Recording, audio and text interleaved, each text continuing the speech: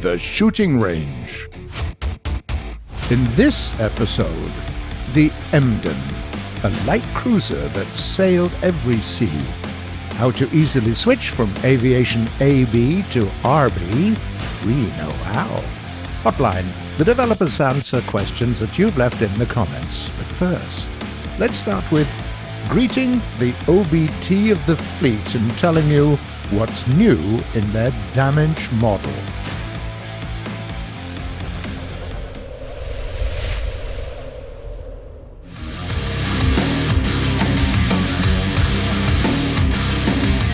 Finally, the Masters of the Sea are here. The update 1.83 launched the open beta test of the naval battles for everyone. It's time to get acquainted with your ships and find their advantages and weak spots. Today, we'll talk about their protection and damage models. In this update, we've added new types of armor that will help you evaluate the survivability of your ship. Depending on the construction, the vessels can have bulletproof and fragmentation-proof armor, a rolled and cast homogeneous one, and a rolled cemented armor. You can find the first two types on a lot of ships. They protect turrets, upper structures, and so on. Both types of homogeneous armor you'll be quite familiar with. There's a lot of it on ground tech.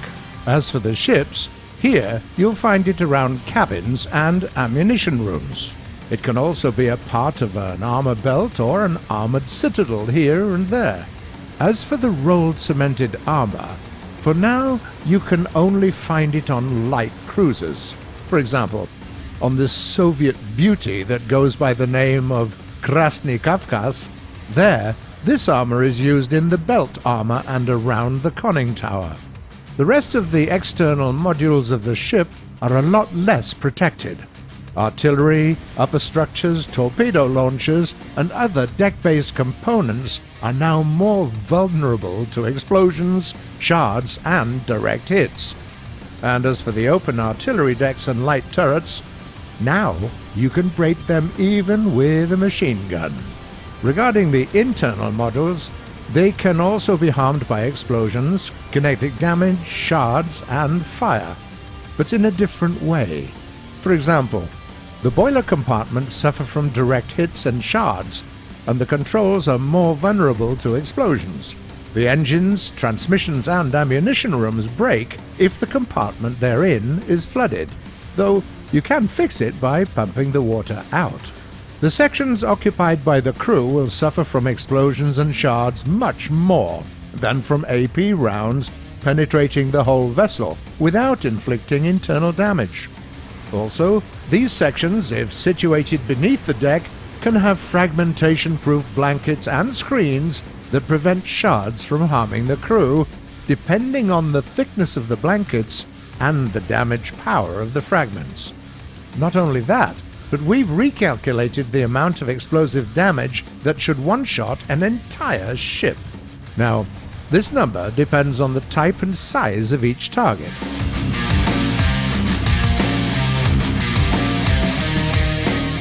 And now, let's go to Germany, or Norway, or wherever you want. This ship was literally everywhere.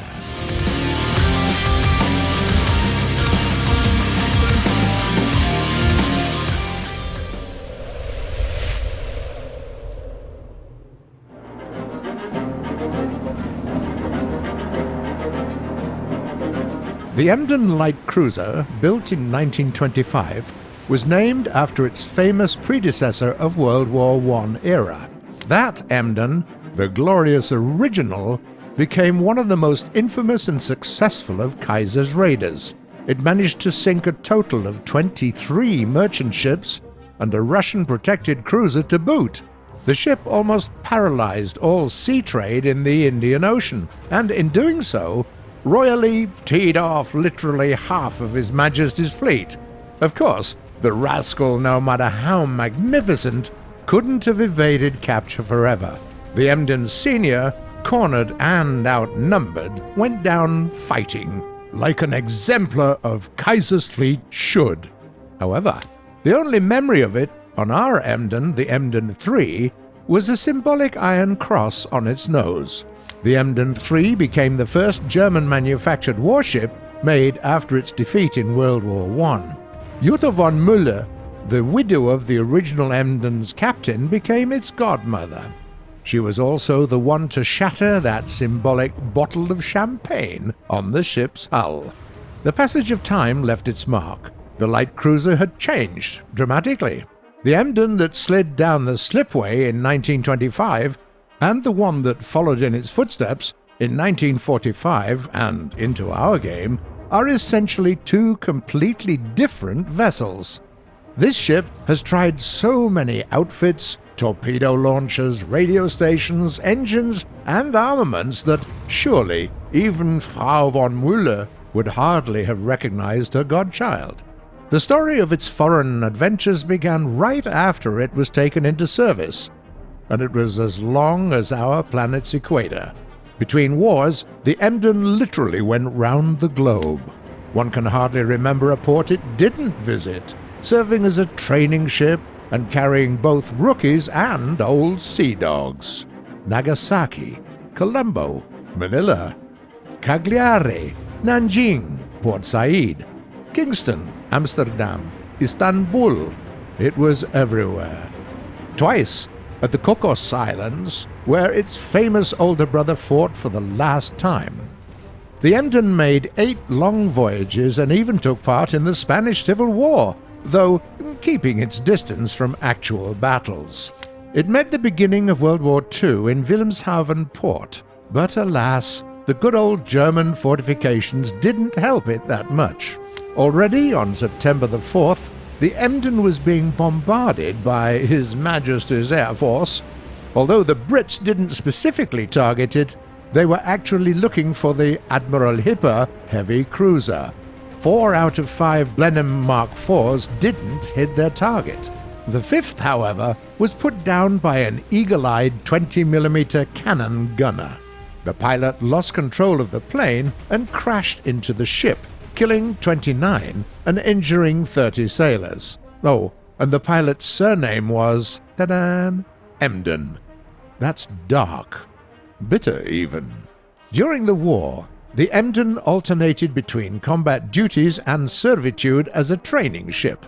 The most remembered moment of its career was, perhaps, the so-called Exercise in the Weser, the operation aimed at conquering Denmark and Norway. The Emden joined a squadron of 2 heavy cruisers, the Blücher and Lutzow. The mission was crucial. They were to capture the capital of Norway. But, well, even if they succeeded in Copenhagen, the strike on Oslo backfired massively.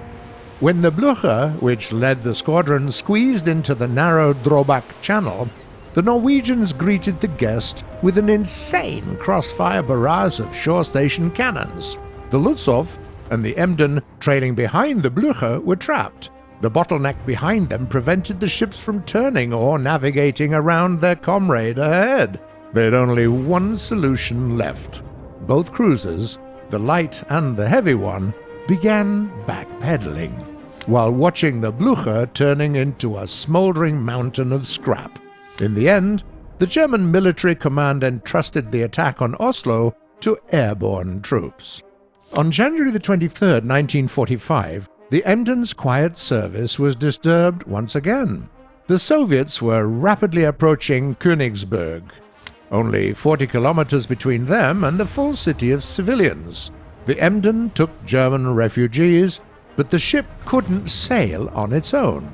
It was in the middle of yet another repair job, so it was towed to Pillau, where engineers hastily duct-taped a turbine into it. Now the ship could sail on its own, and it set out to Kiel, and after it got there, the city was annihilated by a bombardment that began on April the 10th. 16 days later, the destroyed Emden was forever expelled from the list of fleet vehicles.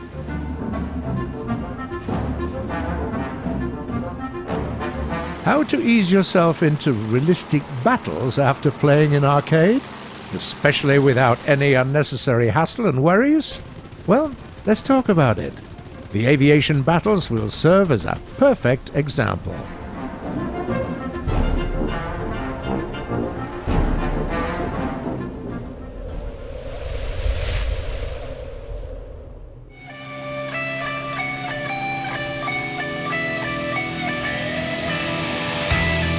First off, you need to get used to controls. In arcade, you can completely forego using keyboard, with an exception of especially challenging turns in dogfights.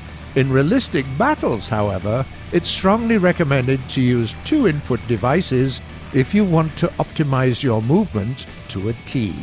Keyboard or joystick for turning, mouse for shooting and low-speed maneuvers. It'll be a bit tougher for players on consoles, true. You'll need to practice a lot to figure it all out, but eventually we're sure you'll get the hang of it. Now, pay attention to how exactly you're flying in arcade. You'll probably notice that during horizontal turns, you only use the rudder, and that's completely fine in AB. In RB, though, where aircraft specifications and handling are much closer to their historical prototypes, you can't successfully maneuver using only the rudder. So, you have to get acquainted with ailerons and elevators as well. The sooner you do it, the better off you'll be. Realistic battles also offer a much broader spectrum of options when it comes down to mechanization and plane engine. First and foremost, there are flaps. Just like in arcade, they increase your maneuverability by decreasing the speed. They also keep you from speeding up to help you, for example, to land without crashing. However, in realistic battles, you can simply lose your flaps to an overwhelming air resistance, so watch out when you use them. And if you've maimed yourself by losing only one of the flaps, don't panic. Just rewatch episode 42 of The Shooting Range. We've talked about situations like this in great detail. The engine becomes much more skittish in realistic battles. On one hand, you can keep your WEP engaged for a whole fight, not a measly 30 seconds. On the other hand, you need to constantly monitor the engine's temperature if you don't want it to overheat and, well, end your flight prematurely. Don't forget to enable all the related indicators in the settings. On top of that, make liberal use of the manual engine control. Look up the keys for that in the full Real Controls menu. They'll help you control propeller pitch, radiator, fuel mixture, and a lot of other things.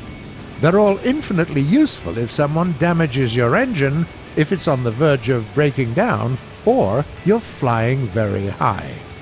We won't talk about aileron trimmers and other advanced controls today. It's basically the SB level of expertise. But if you like this video enough, we'll definitely talk about switching to SB as well. The goal is, let's say, 2,500 likes. Next, aiming and bombing. The UI really helps with that in arcade, but you don't have it in realistic battles. To acclimatize more easily, try turning it off, even in AB mode, and get used to your ballistics that way. But that's not all.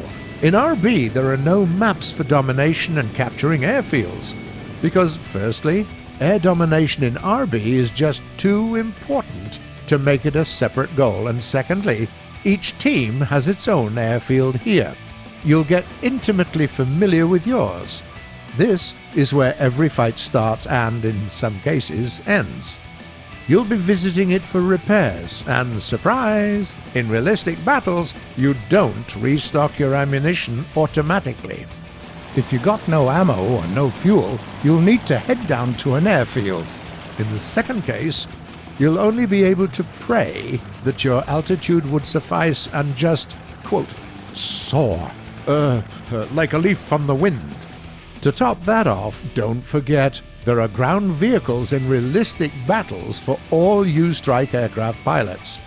The bombers will also have something to have fun with, and those who, like the fighters, will find out that altitude is a lot more crucial in RB than it is in arcade. Just remember that anything can be good only up to a certain point. No need to climb up to outer space. And yeah, your pilot's feeble flesh is a lot more sensitive to G-force and wounds in RB. To sum it up, train in custom battles a bit before heading out into RB. You'll find soon enough that every plane behaves differently. To achieve victory, you must deal not only with enemy aircraft, but also with your own. But if you're not the kind who always looks for the easiest way out, if you're ready to brace a challenge with all your wit, realistic battles await. Get ready for the traditional last part of our show, Hotline. Developers answering questions from the comments.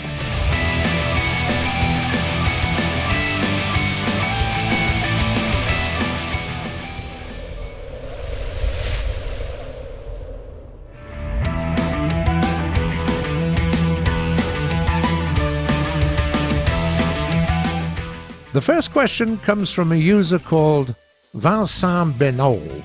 Could you add a customizable ammo belt? I really love this idea.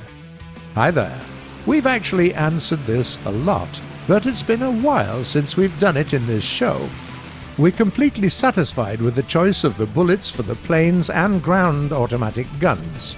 It gives you the tactical diversity while at the same time preventing the players from making completely useless belts, and it's quite close to historical reality as well. Some of the belts are actually recreated from their real prototypes, like the Air Targets belt for the 20mm British Hispano guns. Then there's another question coming from AJ123251. Wouldn't mind more countries, Sweden for example? Hi there, mate. Actually, we wouldn't either. At some point we might return to adding other nations, but for now we're quite busy with what we have already promised, to announce something new. Abdul Azim Shamsuddin, Arabic voice. Attempt number 4. When can we see P1000 Ratti? Answer number, we've actually lost count. The closest date on that one would be never. And the last very serious message is from Joshua Connor. I better see the Object 120 in episode 120. Oh, snap. Here you go, mate. Beautiful, right? Well, that's it for today. But feel free to write your questions in the comments below. We do read them all, and you might see some of them answered in the next episode. And if you do like what we're doing, don't forget to subscribe to our channel. See you on the shooting range.